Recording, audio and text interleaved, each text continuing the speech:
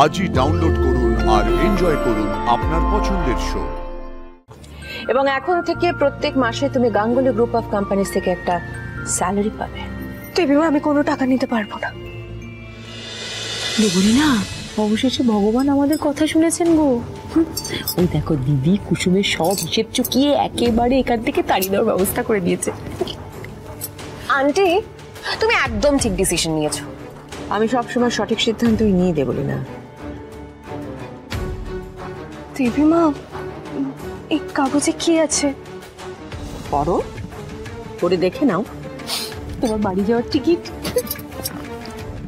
কুসুম, তুমি এখন আমাদের ব্র্যান্ডের ব্র্যান্ড অ্যাম্বাসেডর, আর তার জন্য তোমার তো একটা পারিশ্রমিক পাওয়া উচিত। এটা হলো সেটারই কাগজ। পারিশ্রমিক? এবং এখন থেকে প্রত্যেক মাসে তুমি গাঙ্গুলি গ্রুপ অফ কোম্পানিজ থেকে একটা স্যালারি পাবে। দেবীমা, আমি কোনো টাকা নিতে পারবো না। কুসুম, তুমি যখন এ বাড়িতে কাজে ঢুকলে তখন তুমি বলেছিলে যে তুমি আমার থেকে কোনো টাকা নেবে না। আমি শুনেছিলাম, দিইনি কোনো টাকা তোমায়। কিন্তু এটা বিজনেস, বিজনেসে তো তোমার এই কথা খাটবে না। তুমি আমার বিজনেসে আমার ব্র্যান্ডের ব্র্যান্ড অ্যাম্বাসেডর, এবং সেটার জন্য আমাদের বিজনেসে অনেক লাভ হয়েছে, তো তার জন্য তোমার তো একটা পারিশ্রমিক প্রাপ্য। আর একটা কথা তোমায় বলি কুসুম, অধিকার আর পরিশ্রমের রোজগার কখনো ফিরিয়ে দেবে না। কিন্তু দেবীমা। কুসুম, তোমার দেবীমা তোমাকে আদেশ করছে। তোমার প্রাপ্য তুমি বুঝে নাও, সইটা করো।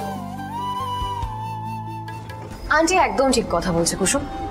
তাছাড়া গাঙ্গুলি গ্রুপ অফ কোম্পানিজ কাউকে বেগার খাটায় না। তাই শুভ কাছে তো দেরি করে কোনো লাভ নেই, তাই না?